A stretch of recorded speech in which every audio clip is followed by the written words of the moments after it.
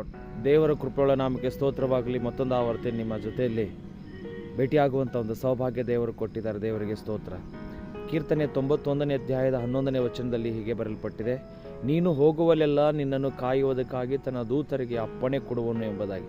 ಪ್ರೀತಿಯ ಸಹೋದರ ಸಹೋದರಿಯರೇ, ತನ್ನ ದೇವರ ಬಗ್ಗೆ ನೀವು ಅರ್ಥಕೊಳ್ಬೇಕೆಂಬುದಾಗಿ ನಾನು ಕೇಳ್ಕೊಳ್ತೇನೆ.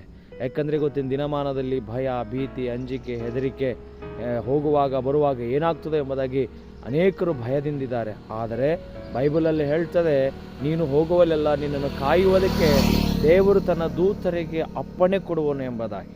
ಅದಕ್ಕಾಗಿ ಭಯಪಡಬೇಡ್ರಿ, ಅಂಜಬೇಡಿರಿ.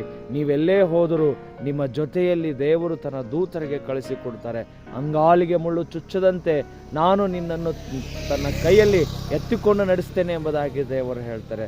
ತನ್ನ ಕೈ ಮೇಲೆ ಆತನು ನಡೆಸಿಕೊಂಡು ಹೋಗುವಂಥವರಾಗಿದ್ದಾರೆ.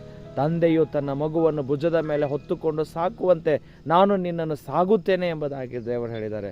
ನನ್ನ ಸಹೋದರ ಸಹೋದರಿ, ಭಯಪಡಬೇಡ್ರಿ, ಅಂಜಬೇಡಿರಿ.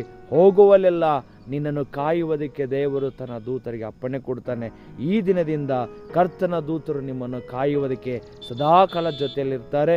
ದೇವರು ನಿನ್ನನ್ನು ನಡೆಸ್ತಾರೆ. ಅವರ ಜೊತೆಯಲ್ಲಿ ಪ್ರಾರ್ಥನೆ ಪೂರ್ವಕವಾಗಿ ಸದಾಕಾಲ ನೀನಿರಬೇಕೆಂಬುದಾಗಿ ನಿಮ್ಮಲ್ಲಿ ಮನವಿ ಮಾಡಿಕೊಳ್ಳುತ್ತೇನೆ. Praise the lord.